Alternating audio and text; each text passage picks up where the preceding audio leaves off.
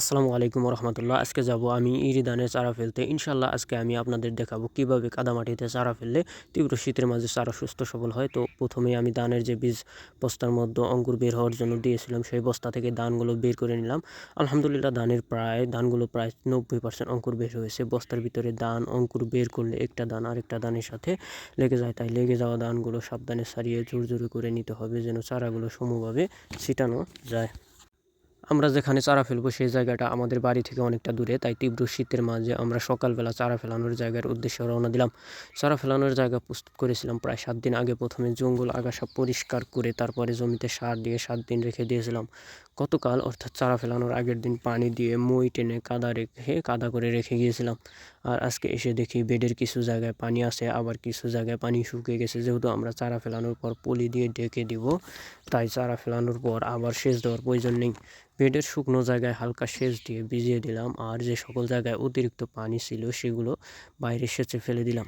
কারণ অতিরিক্ত পানি থাকলে তার উপর পলিথিন দিলে পানি রোদে শুকাতে পারবে না, আর পলিথিনের নিচে বেশি দিন পানি থাকলে চারায় ছত্রাক ধরে চারা নষ্ট করে ফেলবে। যার কারণে চারা ফেলানোর আগে অতিরিক্ত পানি বাইরে বের করে ফেলে দিতে হবে। চারা ফেলানোর আগে আমরা কিছু ছাই ছিটিয়ে নিলাম, যাতে চারা তোলার সময় চারা শিকড়ের সাথে অতিরিক্ত মাটি না থাকে এবং তুলতে সুবিধা হয়।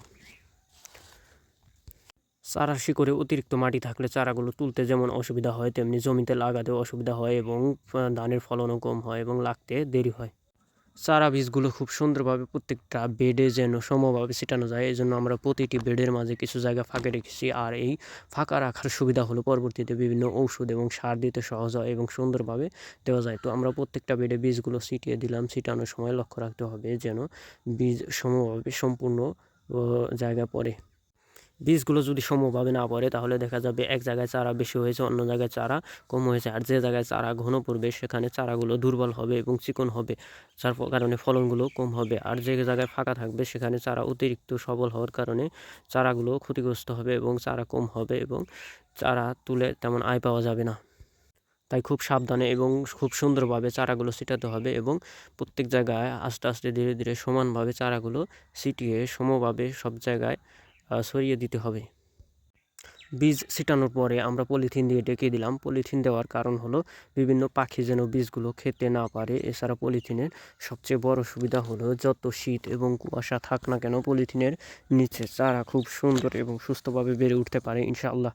এর আগেও আমি কয়েকবার এ পদ্ধতিতে চারা ফেলে সফল হয়েছি আলহামদুলিল্লাহ।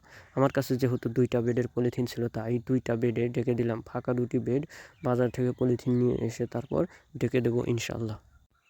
আমার কাছে 4টি বেডের পলিথিনই ছিল, কিন্তু আমাদের নতুন ঘর দেওয়ার সময় পলিথিনগুলো সে ঘরের কাজে লাগানো হয়েছে, যার কারণে 2টি পলিথিন শর্ট হয়েছে। এই জায়গাতে আমি 4টা বেডে গতবার চারা ফেলেছিলাম, যার কারণে গতবারের পলিথিন এবারও 2টি বেঁচে আছে। আর 2টি ঘরের কাজে লাগানোর কারণে 2টি দিতে পারিনি। তো আজকে এ পর্যন্তই। সকলে ভালো থাকবেন। আসসালামু আলাইকুম রহমতুল্লাহ।